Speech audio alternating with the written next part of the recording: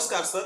Sir, आजकल बिहार के भोजपुर में भरत भूषण तिवारी एनकाउंटर का चर्चा जोर पकड़े हुए है। जहां लोग इन्हें गरीबों का मसीहा तो नौजवान इनकी तुलना भगत सिंह से भी कर रहे हैं। कुछ लोग इसे जातिवाद और राजनीति के चश्मे से भी देख रहे हैं। कृपया इस पे मार्गदर्शन दीजिए। हाँ, देखिए, इसमें कुछ बुनियादी सवाल है जिसको आप पकड़ेंगे तभी सच्चाई तक पहुंच पाएंगे। नहीं तो राजनीति और जातिवाद तो चलता ही है और चलते रहेगा, आप सच्चाई से दूर हो जाएंगे। सबसे पहला सवाल और बुनियादी सवाल यह है कि आप अगर भरत भूषण तिवारी के सोशल मीडिया, फेसबुक, इंस्टा के जैसे पोस्ट को अगर चेक करेंगे तो आप ये देखकर दंग रह जाएंगे कि उनके एनकाउंटर से पहले ना उनको कोई कमेंट मिला है उनके विचारों पे और ना उनके विचारों पे कोई लाइक्स मिला है। ठीक है, तो सबसे पहला सवाल तो यही बनता है कि क्या इंसान को अपनी बात, और मैं जोर देकर कह रहा हूँ, सही बात रखने के लिए मरना जरूरी है। और अगर उसे मरना जरूरी है, मतलब मरने के बाद उसकी बात लोगों को समझ में आती है, चाहे वो अच्छी हो या बुरी, मैं भी उस पर नहीं जा रहा हूँ, लेकिन उसको बात रखने के लिए अगर मरना पड़ रहा है तो समझिए कि सिस्टम, सरकार और समाज की कितनी बड़ी गलती है। हम समाज भी जिम्मेदार हैं और सरकार भी जिम्मेदार है। किसी भी इंसान को अपनी बात रखने के लिए मरना पड़ रहा है, क्योंकि जब तक वो जिंदा था उसे कोई लाइक्स नहीं मिले, उसके कोई फॉलोवर नहीं और उसके कोई कमेंट नहीं मिले। पहला चीज तो ये है। दूसरा चीज ये है कि एनकाउंटर फर्जी हुआ या सही हुआ, सवाल इस पे उठने से पहले, इस पे सवाल उठना चाहिए, लेकिन उससे पहले सवाल ये होना चाहिए आखिर हुआ क्यों, ऐसी नौबत क्यों आई, कौन जिम्मेदार है। और अगर आप भगत सिंह से तुलना कर रहे हैं तो भरत तिवारी जी जिससे लड़ रहे थे वो सिस्टम के खिलाफ, क्या उस सिस्टम के विरोध में लोग बोल रहे हैं? उस सिस्टम को सुधारने की बात हो रही है, कौन सुधारेगा? या तो समाज सुधारेगा या तो सरकार सुधारेगा।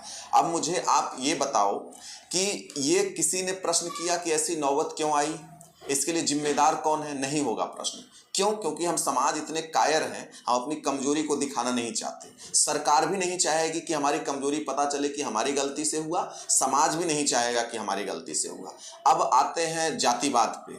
बिल्कुल इस चश्मे से देखा जा रहा है, लेकिन मेरा यह कहना है कि बात जातिवाद की तब होगी जब किसी एक जाति की बात किया जाए। मैं भरत भूषण तिवारी की विचार की बात कर रहा हूं, मैं उसके तिवारी नाम की बात नहीं कर रहा हूं। अगर उसके विचार जायज हैं तो फिर इसको जातिवाद की जरूरत नहीं है। भरत भूषण तिवारी से जातिवाद हो सकती है, उनके विचारों से तो जातिवाद नहीं किया जा सकता ना। अगर उनके विचार सही है तो फिर फॉलो करने में क्या प्रॉब्लम है। लेकिन चूंकि जातिवाद जरूरी है क्योंकि वो विचारों को दबाना है, और वो विचार नहीं दबेंगे तो समाज और सरकार दोनों बदनाम होगी। बदनामी सरकार और समाज, एक आम जनता को, एक गरीब जो रोटी कपड़ा मकान की बात कर रहा है, वो इस जातिवाद में नहीं है।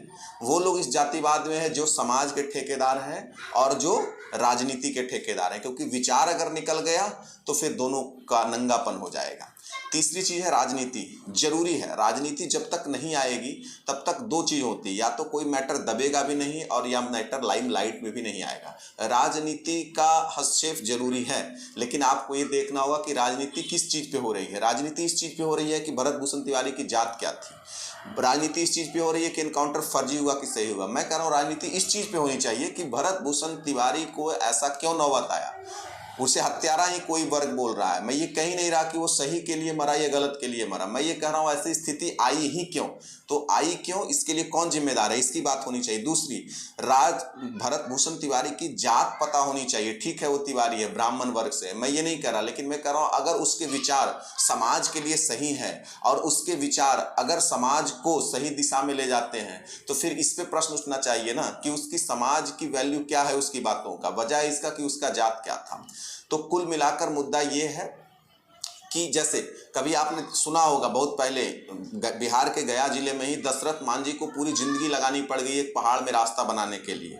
आखिर ये सरकार निकम्मा इतना क्यों? कोई भी सरकार हो या समाज हो, मैं सिर्फ सरकार किसी पार्टी की बात नहीं कर रहा, मैं समाज की ही बात कर रहा कि कौन से ऐसे लोग थे जो उन्हें रोक रहे थे। आप बताओ कि जिसने पूरी जिंदगी दे दी, अगर 10 या 20 जेसीबी चलता तो रास्ता बन जाता ना 2 दिन में, लेकिन किसी इंसान ने अपनी पूरी जिंदगी दे दी। आज उसका स्मारक बना रहे हैं, आज उसको बहुजन, हरिजन, फॉरवर्ड सारे लोग पूज रहे हैं। आज कोई जातिवाद नहीं हो रही, लेकिन जब तक वो जिंदा था बेचारा, जातिवाद के कारण ये सड़ता रहा, ये सिस्टम उसको पूरी जिंदगी ले ली। आज उसे अमर प्रेम कहानी के रूप में बना रहे हैं, लेकिन आपने उनकी जीवन की गुणवत्ता को खत्म कर दिया ना। एक इंसान की पूरी जिंदगी खत्म हो गई, आज उसके माला पहला रहे। ठीक वही बात है। मैं बोल रहा हूं भरत भूषण तिवारी की जात की बात पहले रोको, पहले बोल रहा हूं कि ये सिस्टम में ऐसा हो क्यों रहा है। तो सवाल समाज से, सवाल सरकार से होना चाहिए, तब जा करके आप सही निष्कर्ष पर निकलेंगे।